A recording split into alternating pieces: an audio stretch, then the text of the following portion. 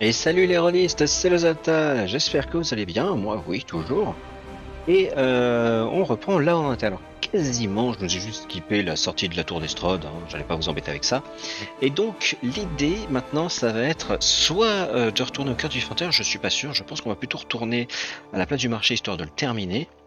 Maintenant qu'après tout le cœur du défenseur est protégé, enfin pendant un temps, et on va en profiter pour récupérer les deux petits points d'intérêt qui sont là avant d'y aller. Alors c'est parti.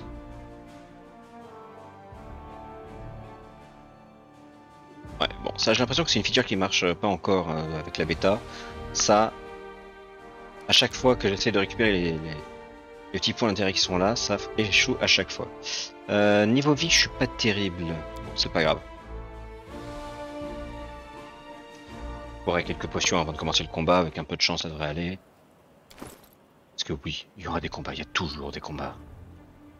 Ah tiens, une recette, on pouvait la prendre, bah je la prends. J'avais des potions, voilà ici. Vas-y, bois. Bois, ça va vous faire du bien. Principalement au CAC, c'est quand même eux qui prennent le plus normalement. Un petit peu sur notre soigneuse. Ah, raté. Voilà. Ok, ça devrait nous laisser le temps de voir venir. On va vite fait sauvegarder. Niveau inventaire, on est comment en fait? Parce que depuis tout à l'heure, je prends... Ah, on va cette limite. On va passer au cœur du défenseur en premier du coup. Ce sera peut-être l'occasion de continuer un petit peu le lore qui s'y trouve après tout. On n'avait pas pu tout faire.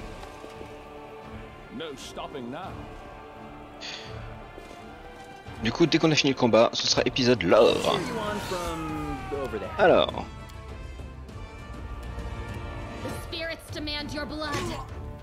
Oh, il y a du monde. Un guerrier, un magicien. Oh, j'aime pas les magiciens.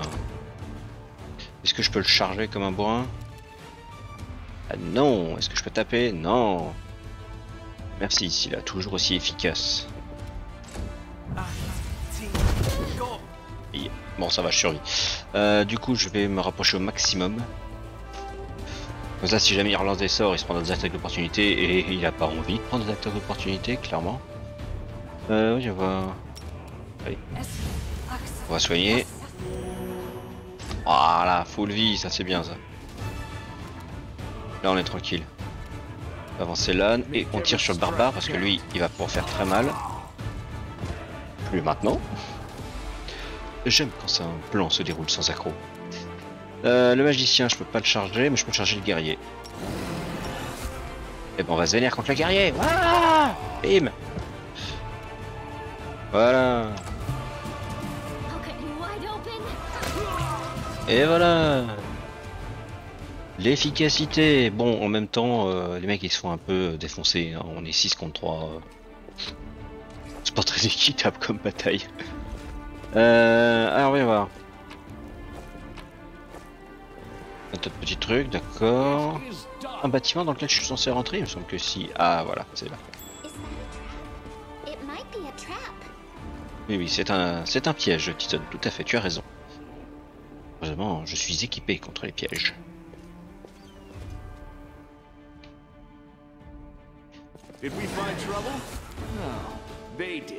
Bon, moi c'est pas la maison Cléra, même si c'est la même gueule. Alors, voyons voir, on a un barbare et un autre barbare. J'aime pas trop. Est-ce que je peux charger, peut-être? Non, oui. Allez, charge-le. Oh. Wajid. C'est le meilleur. Le mec il vient, il donne un coup, il tue. Ça c'est pas, ça c'est bien ça. Oh là aussi, bah, dis donc, ils sont en forme mes gars là. Pourtant on est loin du niveau 4, hein. Qu'est-ce qui se passe? Vous avez décidé de devenir ultra efficace d'un coup là?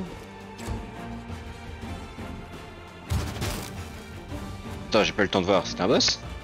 Carville le point scintillant.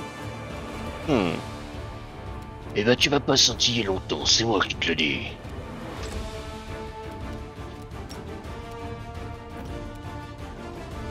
Parce que déjà, je vais avancer. Ah, ce truc de fou, tu t'y attends pas, et je vais te faire faire dodo. Ou pas. J'arrive pas à faire dodo en ce moment, hein. C'est pas terrible. Hein. Ah, j'ai plus de charge. De toute façon, j'aurais pas pu charger. Bon, c'est pas grave, on va se mettre bien devant, bien occuper la place, comme ça il va bien être chiant pour lui. Et Waljit s'occupe de faire tous les kills. Bon bah, si vous savez pas quoi faire comme personnage, faites un assassin. Hein. Visiblement il fait le café. Hein. Ouais, vous pouvez aussi garder Waljit, hein, parce que bon, lui il fait le café aussi. Tout pas besoin de faire, des personnages qui sont déjà présents. On est en surpoids. Ah, on n'est plus en surpoids, d'accord, donc c'est la fatigue m'a mis en surpoids, ce qui veut dire que je suis vraiment limite, effectivement. Donc là, pas le choix, on est obligé de retourner au cœur du défenseur pour tout vendre, parce que là, si on va au marché maintenant, c'est mort. Hein. On ira nul, on pourra rien faire. Allez, retour à la base. Hop.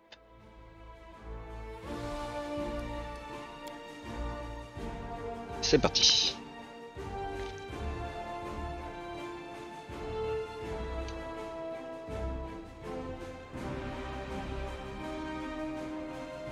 Eh ben, ça fait une sacrée trotte. Hein. Ok, on est dedans.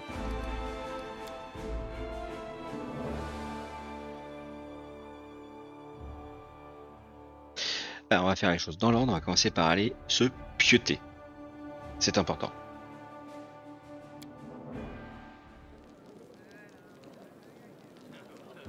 Oh bah tiens, on va récupérer tous les petits objets qui traînaient aussi ici, comme ça on va pouvoir tout vendre et se débarrasser de tout d'un coup.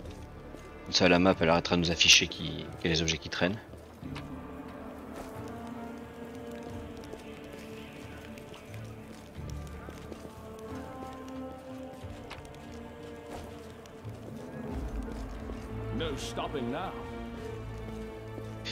Ok, salut Jora.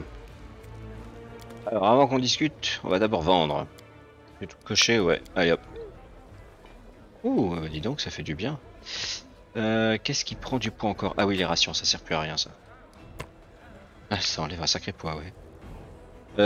Bon, alors par contre, niveau... Attends, si, je crois qu'ils avaient remis le fait de cuisiner. Ouais, mais pour le moment, on s'en fout. Allez. Tout ce qui n'est pas livre, ça s'en va. Donc ça, je garde. Ça s'en va.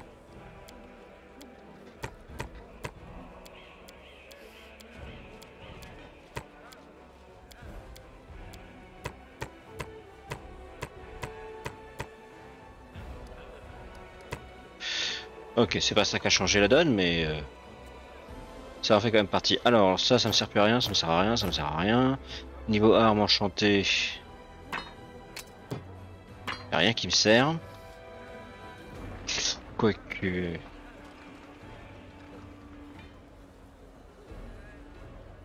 Ouais, si, ça s'en va. Alors, niveau poids maintenant, on est très bien. On va pouvoir parler à Jora. Alors je vais vite sauvegarder. Voilà. Et c'est reparti, l'or. Dis donc, Jora, vous connaissez tous les habitants de la ville? Ah, j'irai peut-être pas jusque-là, mais je mets un point d'honneur à connaître les gens qui peuvent avoir besoin de mes services.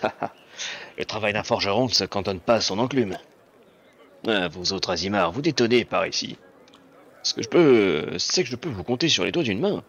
Je ne vois que Ramien, le prêtre du temple de Desna, là. Le genre spirituel, vous voyez, avec parfois de drôles d'idées.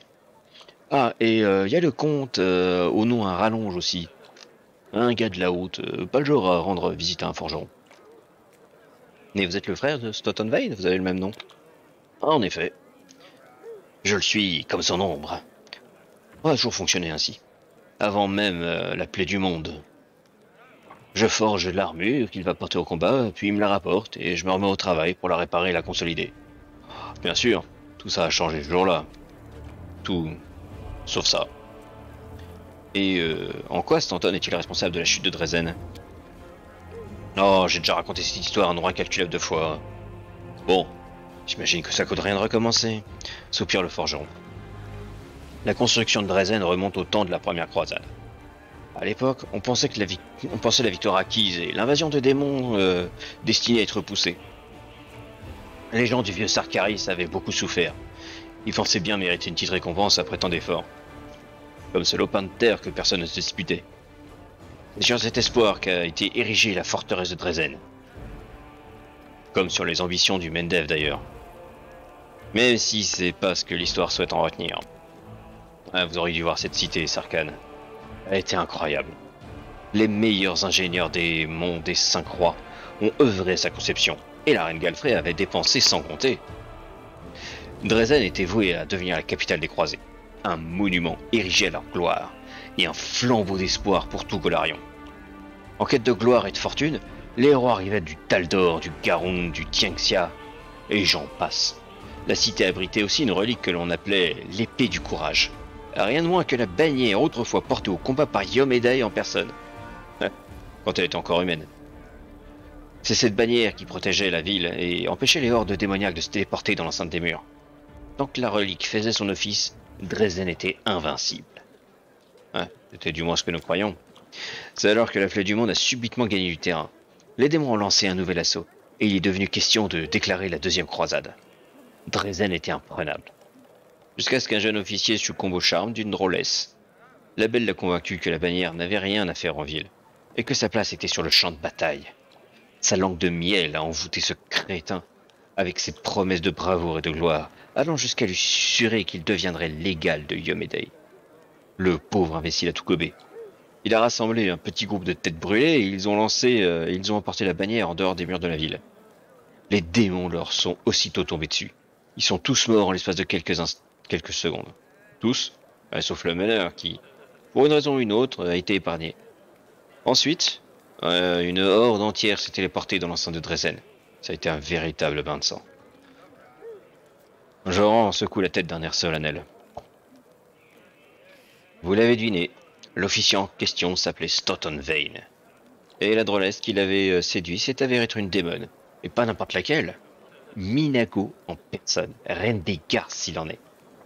Elle a aussi sévi ici à Kenabre. Ne demandez pas ce que je faisais quand mon frère s'était amouraché de ce monstre, ni pourquoi je l'ai pas sauvé de sa propre stupidité, sans ajouter le forgeron en balayant vos éventuelles protestations d'un geste. Qui aurait pu deviner que ça finirait? J'ai pas été là pour mon frère, c'est la stricte vérité. Tous les jours, je le vois souffrir et je me maudis de pas être intervenu. Voilà. Vous savez tout. D'accord, changeons de sujet. Pourquoi vous avez installé votre forge ici, dans la cour de la taverne? Ma forge me suit partout où je vais. Lorsque vous êtes expert dans votre domaine, vous trouvez toujours les outils qu'il vous faut. Ma vieille forge me manque, évidemment, mais elle n'est plus qu'un amas de gravats et de métal. Heureusement, j'ai toujours mes deux mains. Donc, je peux continuer à travailler. Merci, je dois y aller. Que Thorarg vous garde. Si vous avez besoin de quoi que ce soit, n'hésitez pas à passer me voir. Ouais, t'inquiète, c'est déjà fait.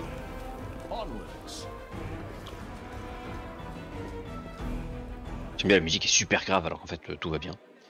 Alors nous avions déjà causé à Nevia il me semble. Vérifions, oui. On avait causé à Lan, ce qui nous avait valu un calvaire incroyable. Il nous restait du coup Scylla, Ilor, Irabès et éventuellement il faudrait parler à Jemil Hawks, que nous n'avions pas fait. Non, je crois que l'on avait fait le reste. Ah mais oui, on a Nenio qui est ici, avec qui on n'a pas pu discuter encore. C'est parti, parlons à Scylla. Bien le bonjour. Alors, qu'est-ce que vous avez prévu en cette belle journée? Où nos pas nous mèneront-ils? Eh bien, j'aimerais en savoir plus à votre sujet. Bien sûr, demandez-moi ce que vous voulez et je vous répondrai honnêtement. D'accord, parlez-moi de vous. D'où venez-vous? Un peu du guêpe, fait Scylla. Un peu du catapèche aussi. Mais principalement des chevaliers Diomède. J'ai commencé ma formation à 14 ans. Mon expérience dans cet ordre me définit davantage que les endroits où j'ai grandi. Eh, vous avez fait une longue route pour venir au Mendev, n'est-ce pas? Oup. Ah, c'est le moins qu'on puisse dire, répond-il d'un air enjoué. On s'attend à ce qu'un voyageur croule sous les anecdotes à raconter, mais j'ai que 3 histoires vraiment intéressantes et je préférais les garder pour notre prochain banquet. Autrement, j'aurais plus rien à dire quand viendra le moment de vanter nos exploits. Ce serait dommage quand même. Surtout que mon édifiante histoire de combat contre des chupacabras fera forcément de moi la vedette de la soirée. Attendez, des chupacabras? C'est fascinant. Au combat, ils se renforcent en buvant le sang de leurs victimes, n'est-ce pas? Oh oui, répond Scylla dont le visage s'assombrit. Et ils sont très rapides. En un éclair, ils mordent leur victime, sucent son sang, puis s'attaquent à la cible suivante. Vous m'avez bien eu, au fait. Ah, maintenant que je suis lancé sur le sujet, autant tout vous raconter. Imagine une petite ville au bord du Kédir. Au cachot, 2 meurtriers attendent leur exécution. On a déjà monté la potence et noué les cordes. Mais parfois, la vie prend une tournure surprenante. Soudain, un paladin Diomédée entre dans la cellule. La femme a un marché aux lèvres. Qu'ils acceptent de l'accompagner combattre des monstres et les misérables échapperont à la mort. Du moins, s'ils survivent. Une infime lueur d'espoir, c'est bien peu. Mais c'est ce qui fait toute la différence entre une mort imminente et une mort probable. Désolé. Et nous voilà donc partis dans le désert. Moi, mon ami qui était une prêtresse de Sarenrae, et deux criminels et le petit homme rat qui avait demandé notre aide. En arrivant à son village, nous découvrons les cadavres des autres habitants, vidés de leur sang. Des vampires, concluons-nous aussitôt. Et avec autant plus d'entrain que cela colle à la description des monstres fournis par notre compagnon. En toute logique, nous fonçons immédiatement tête baissée. Après tout, il faisait grand jour et les vampires seraient incapables de réagir avant la nuit tombée. En l'occurrence, nous n'avons même pas eu le loisir de commencer à inspecter les lieux. Des ombres noires, rapides comme le vent, nous ont attaqués de tous côtés. Ce n'étaient pas des vampires, mais des chupacabras. L'un des condamnés à mort s'est fait tuer aussitôt, tandis que son compère a pris ses jambes à son cou. Restait donc que moi, l'homme rat, et Kira, la prêtresse. Nous sommes préparés à livrer le combat de notre vie. Nous avions bien cuit notre dernière heure venue. Les chupacabras grouillaient autour de moi comme une meute de chiens acculent un ours. Notre ami Omra était à terre, et le plus rapide de ces maudits monstres avait planté ses dents dans l'épaule de Kira. Soudain, alors que tout semblait perdu, le deuxième condamné est revenu en courant, et il a tué la bête qui attaquait Kira. Vous savez sûrement moi à quoi ressemble un tournant décisif dans un combat. C'est exactement ce qui s'est passé. Alors que nous étions à deux doigts de la défaite, en un instant, nous avons réussi à reprendre le dessus. Les chupacabras sont tombés les uns après les autres. Le Titonra a retrouvé sa famille, qui s'était cachée dans une cave. Et la prêtresse et moi avons fermé les yeux du jeune criminel que nous avons tous sauvé. Je regrette qu'il n'ait pas survécu. Que les dieux gardent son âme lors de son voyage dans l'au-delà. J'aime beaucoup cette histoire. Au lieu de finir sur la potence dans le déshonneur, ce garçon est mort en héros. Je n'ose pas croire que sa décision lui a fait gagner quelques points dans son jugement final. Et il faut jamais oublier que notre voyage ne s'arrête pas à la mort. Sans cette miséricorde, Milos, le garçon, aurait fini au bout d'une corde. Quant à Kira, les hommes rats et moi, nous nous serions fait massacrer dans ce village. Quelqu'un m'a dit qu'une bonne action est 100 fois plus précieuse lorsqu'elle est effectuée par une personne mauvaise. À l'inverse, le mal perpétré par une âme noble est 100 fois plus horrifiant. Voilà ce que je voulais vraiment vous faire comprendre. Les chupacabras ne servaient qu'à attiser votre curiosité. Pas mal. Alors, qu'est-ce qui vous a amené à devenir un paladin Diomédée? L'espace d'un instant, le regard de Scylla se fait plus intense. Elle pousse un soupir. En voilà une bonne question. Vous devriez toujours la poser à vos compagnons. Enfin, dans mon cas, c'est une longue histoire. Pour commencer, sachez qu'il y a 12 ans, je n'avais rien à voir avec la personne que je suis aujourd'hui. Je rôdais dans les rues de Solcou, comme les petits des autres orphelins sans logis. Je volais, je me battais. J'ai aussi travaillé comme mercenaire pendant un temps. Bref, rien à voir avec les origines glorieuses des paladins des légendes. À l'époque, Solcou était une ville d'orphelins et de veufs. Les gnolls décimaient régulièrement la population. Et ils comptent d'ailleurs mes parents parmi leurs victimes. Chaque semaine apportait son lot de décès. Un jour, une lueur d'espoir est arrivée en ville sous la forme d'un groupe de chevaliers Diomédée. Mais tandis que les bonnes gens admiraient leurs futurs sauveurs, moi, je jaugeais leur noble monture et leurs armures étincelantes, en me demandant combien je pourrais en tirer. Un voleur vit au jour le jour, à ce qu'on dit. Et effectivement, j'étais du genre à ne jamais me projeter au-delà de mon prochain larcin. Enfin bref, j'ai réussi à me glisser dans le camp des chevaliers et à voler un casque de mitral. Scylla s'interrompt un instant, puis reprend d'une voix triste et mesurée. Et j'étais toujours sur place quand un gnoll a frappé Assemi à la tête. Un coup mortel, faute de protection. Un gnoll ordinaire, comme ceux qu'elle avait vaillamment chassés des portes de Solcou. Alors, qui est réellement responsable de sa mort? Le monstre sanguinaire ou la jeune voleuse nommée Scylla qui avait dérobé son casque? Alors, n'oublions pas, je suis chaotique bon. La vie est cruelle et chaotique. Parfois, la survie est une simple question de chance. Ah oui, c'est comme ça que vous voyez les choses, demande Scylla en vous lançant un regard curieux, mais sans hostilité. Je ne peux pas accepter ce point de vue. Si cette histoire de jeunesse m'a bien appris une chose, c'est qu'on est tous responsables de nos actes. Il est trop facile de se laver les mains en mettant tout sur le compte de la cruauté de la vie. Mais vous vouliez savoir ce qui m'a poussé à rejoindre les guerriers du Diomédé? Chacun a sa propre raison de choisir la voie des paladins.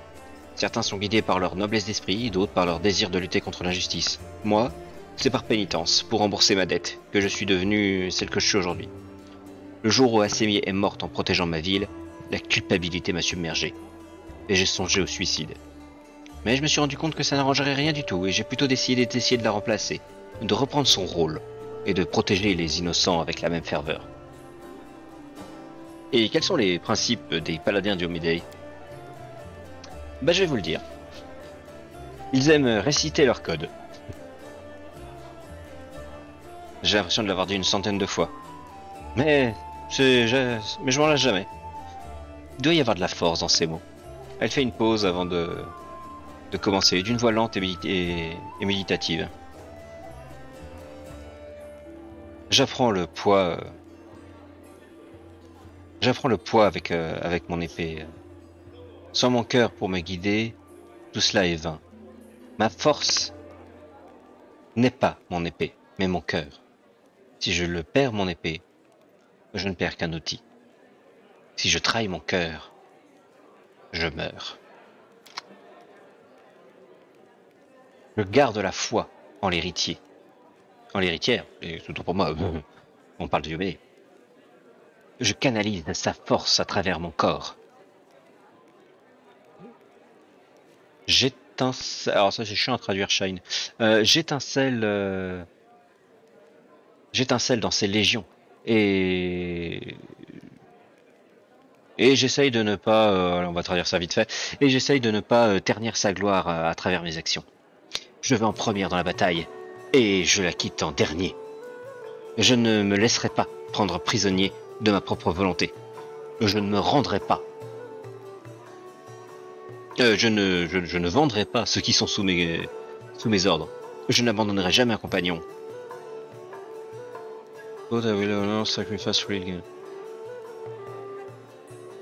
Et je sacrifierai ma volonté, enfin ma liberté s'il le faut. Putain, mais c'est un ternimas mon serment. Vache. Et je garderai l'honneur de mes compagnons, qu'ils soient morts ou vivants. Je garderai la foi en eux. Et si jamais j'ai un doute, alors que la force de mes ennemis devrait me faire me rendre, je suis responsable de leur vie.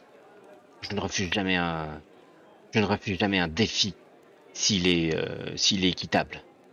J'honore toujours mes ennemis puissants.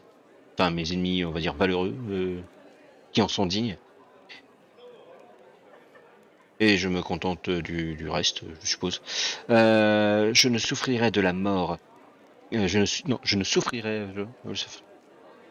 souffrirai de la mort avant le déshonneur.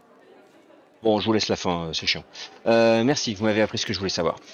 Hop, voilà, nous avons parlé à Scylla. Igor, on l'a fait déjà, Igor, ou pas, je sais plus. On l'a fait. Ok, Iraves. Yes, c'est en français, ça va être plus simple.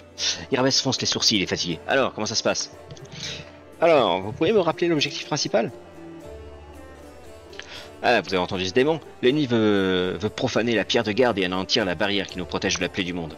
Ce sera encore pire que l'expansion de cette calamité qui avait entraîné la 10e croisade à l'époque. Toutes les villes abritant une pierre de garde, et pas seulement Kenabres, seront entièrement rasées, y compris la capitale. Nous devons empêcher ça à tout prix. Il faut reprendre le don de Diomédé et même le détruire s'il le faut, mais en aucun cas il ne doit devenir une arme des abysses. En fait, j'ai l'impression qu'on a déjà quasiment tout dit. Ok. Les démons prévoient d'attaquer le cœur du défenseur très bientôt. Merci d'avertissement. On s'y attendait, mais je pensais avoir un peu plus de temps. En temps normal, les démons sont hautement chaotiques et très désorganisés, mais là, quelqu'un semble se donner beaucoup de mal pour les rallier et éteindre les derniers foyers de résistance. Je vais m'assurer qu'ils soient accueillis avec les honneurs, notamment en leur réservant quelques surprises. Irabe se tapote le menton d'un air pensif. Les éclairs ne signalent pas de mouvement. Le cœur du défenseur ne craint rien, du moins pour l'instant. Je vous ferai parvenir un message si la situation évolue. Eh ben, j'ai une bonne nouvelle. Les démons ont été chassés de la tour d'Estrade. Ah, mais parfait! Nous n'avons pas d'autre choix que de nettoyer un à un les endroits où ces monstres sont établis. Ça évitera qu'ils nous frappent dans le dos pendant l'attaque de la garnison grise. Merci. J'aimerais vous poser quelques questions personnelles. On sent légèrement les sourcils, Iraves acquiesce d'un hochement de tête. Allez-y. Mais je vous préviens, il y a des sujets que je ne me sens pas le droit d'évoquer. On va faire simple. Vous venez d'où? Ah bah je suis né à Kenabre. J'ai grandi dans une ferme à l'extérieur de la ville. Mais j'ai avalé pas mal de lieux de par le monde avant de finir par revenir par chez moi. Une route longue et tortueuse qui a duré des années et m'a fait traverser bien les contrées. Et comment êtes-vous devenu paladin? Le visage de la demi-orque se fend d'un sourire amer. C'est pas un souvenir que je chéris, croyez-moi. Voyez, cet accomplissement est aussi mêlé à un échec. Celui de ne pas avoir été fait chevalier à l'époque. Mes parents, que leurs âmes chevauchent ensemble dans l'armée céleste d'Iomédei, étaient des croisés. À ma naissance, ils ont remis leurs armes et m'ont préparé à suivre leurs traces. Toutefois, mon père était un orc, et même si aucun disciple de la déesse n'était plus calme, plus sage ou plus pieux que lui, il a toute sa vie fait l'objet de regards obliques et de murmures désapprobateurs. Une fois en âge de servir, j'étais résolu à quitter Kenabre à tout prix. Mon père avait servi loyalement cette ville, et sa seule récompense avait été l'injustice. Du reste, les chasseurs de sorcières de l'honorable prélat Ulrun ratissaient la ville de nuit et jour. Qui sait ce qu'ils auraient fait à une fille bizarre à la peau verte. Ouais. Au lieu de ça, je suis donc parti pour... Un sourire semblable à une douloureuse grimace traverse son visage. Moquez-vous. Mais j'étais jeune et stupide. Je suis parti pour dernier rempart. Imaginez comme j'ai été bien accueilli dans ce pays qui combat les hordes de Belxen depuis toujours. Si je n'étais pas la seule dans ce cas de figure, nous étions tous traités comme des moins que rien. Pour les gens que crus, ma peau verte était pire que la lèpre. Et même mes frères et sœurs de foi gardaient leur distance. Quand j'ai prêté serment, la déesse m'a conféré mes pouvoirs de paladin. Pour autant, aucun ordre de chevalerie n'a voulu m'accepter dans ses rangs. J'ai passé les 6 mois suivants à frapper aux portes avant de comprendre une vérité toute simple. C'était Iomédei que je servais, pas ces crétins. Je n'avais pas à m'agenouiller devant cette bande de rustres. Du coup, je suis parti. Paladin, mais pas chevalier. Vous, vous ne passez pas vous ne passez inaperçu nulle part, j'imagine. Ah, j'en connais pas mal qui envient les Azimars. Et pourtant, la plupart de ceux que j'ai croisés vivent leur héritage céleste comme un véritable fardeau. J'ai du mal à imaginer ce que ça fait d'être adulé à son corps défendant. Mais je suis sûr que ça ne facilite pas la vie, ni la rend plus agréable. Mais comment avez-vous fini par réussir à rejoindre un ordre chevalier alors? Eh bien, j'ai quitté le dernier rempart et repris la route. La déesse m'a guidé, d'atrocité en atrocité. J'ai souvent combattu pour de l'or, mais jamais pour des causes indignes. J'ai passé quelques années à arpenter les royaumes fluviaux de long en large, en tuant des monstres et en pourchassant les criminels. Parfois, je me disais que je gâchais mon temps, que ma véritable place était à Kenabre. Chaque fois, je secouais la tête, il était hors de question que j'y retourne. Finalement, c'est la Providence qui m'a ramené la raison. Comme à la maison. Ça s'est passé au Timon. J'étais sur la piste d'une bande de malfrats que mon employeur suspectait d'être des espions du Razmiran. Quand j'ai réussi à trouver leur repère, j'ai compris que j'avais affaire à bien pire que des espions. Tout un temple d'adorateurs de Zone Coutonne. À mon arrivée, ces fanatiques étaient sur le point de sacrifier quelqu'un, Anevia, qui allait devenir la femme de ma vie. Mais ça, c'est une autre histoire. Après avoir étripé ces porcs, j'ai jeté un œil à leur paperasse, et j'en ai pas cru mes yeux. Tout un réseau de cultes maléfiques gangrénait l'Avistan et même le Mendev. Pire, les documents indiquaient clairement que leurs alliés, les Templiers du labyrinthe d'Ivoire, avaient pignon sur rue à Kenabre et infiltré les rangs des paladins. Après ça, je pouvais plus retarder mon retour. Heureusement, je n'étais plus seul. Anevia avait autant hâte que moi d'en découdre avec ses fanatiques. Anevia et moi avons avalé les lieux à bride abattue. À Kenabre, malheureusement, nous ne pouvions faire confiance à personne. Les documents montraient clairement que ces fanatiques s'étaient infiltrés partout. Heureusement, j'avais une certaine expérience d'enquêtrice et ma bien-aimée, sourit la demi-orque chaleureusement. Ah, ma bien-aimée s'y entendait en matière de serrure et de filature. Comme pour tirer les vers du nez à la vermine des bas-fonds. Nous avons assez rapidement réussi à trancher. Hélas, pas toutes les têtes de l'hydre, mais au moins quelques-unes. D'ailleurs, vous savez qui était leur chef? Le commandant du guet de l'Aigle. Vous vous rendez compte? Pendant que le prélat Ulrun traquait les espions aux 4 coins de la ville, l'ennemi avait infiltré l'ordre responsable de sa sécurité interne au nez et à la barbe de tous. Le scandale a été tel que la reine en a eu vent. Au début, elle a voulu démanteler le guet. Puis elle a préféré remettre son sort entre mes mains. Bien sûr, je n'étais pas chevalier. Mais cela ne l'a pas empêché de me nommer commandante, au mépris de toutes les règles de promotion militaire. Eh ben, mais compte tenu de vos origines, comment les gens de Kena vous ont-ils accueilli? Étonnamment bien. Je n'aurais pas dû me faire tant de mourons. De manière générale, les croisés ne s'embarrassent guère de préjudice. Après tout, les héros qui viennent ici pour combattre les bons arrivent des 4 coins de l'horizon. Apparemment, les gens se méfient surtout des orques de pure souche. Les hybrides comme moi ne sont pas rares et ne s'attirent pas trop de problèmes. Elle ne laisse pas cependant croire que les locaux n'entraînent aucune superstition. Le Mendev aurait tort de se penser supérieur à Dernier Rempart. Les boucs émissaires ne sont pas les mêmes, c'est tout. Je continuais à rencontrer ces mêmes regards obliques, ces mêmes mines renfrognées, ces mêmes murmures désapprobateurs. La différence, c'est que ces messes basses et ces doigts tendus ne se faisaient plus dans mon dos, mais à mon oreille, en désignant d'autres cibles. Il est étrange de changer ainsi de perspective. Après avoir essuyé les crachats, de vous retrouver soudain avec la possibilité de cracher sur les autres. Vous avez forcément compris que je parle des tieflins. Ah, c'est vrai. La plupart intègrent les rangs des fanatiques plutôt que ceux de la croisade. Peut-être pas si parce que nos soldats s'acharnent à chasser ceux qui seraient prêts à s'allier avec nous. Ici, les tieflins sont méprisés. Dans le meilleur des cas, ils sont les rejetons d'Arilu, comme s'ils avaient choisi de naître comme ça. Pour moi, il faut un sacré courage pour se dresser contre les siens et aller rejoindre les forces du bien. Et pourtant, la plupart les considèrent comme des ennemis. Une fois, j'ai vu un chevalier se vider de son sang parce qu'il refusait qu'un prêtre tieflin le soigne. Et malheureusement, depuis mon retour à Calabre, j'ai complètement échoué à changer cette mentalité. Et vous pourriez me parler d'Anevia? Nous nous sommes rencontrés au Timon, quand je passais d'une mission à l'autre sans trop savoir où j'allais. Nous avons pris la route de Kenabre pour démasquer les Templiers du labyrinthe d'Ivoire, le jour où la reine m'a adoubé est le deuxième plus beau jour de ma vie. Le premier, c'est celui de notre mariage. Mais Anevia n'est pas simplement ma bien-aimée. Elle est aussi ma plus fidèle alliée. Nous partageons toutes nos victoires et toutes nos défaites. C'est elle qui fait ressortir le meilleur en moi. Merci de l'avoir sauvée lors de la chute de Kenabre. La seule chose qui m'a donné la force de protéger le cœur du défenseur, c'était l'espoir de la revoir. Nous vous sommes toutes les deux redevables. Eh bien, merci de vos réponses. Mais du coup, je dois y aller. Ah, on parlera du guet de l'aigle la prochaine fois. Du coup, si l'épisode vous a plu, n'hésitez pas à laisser un petit j'aime.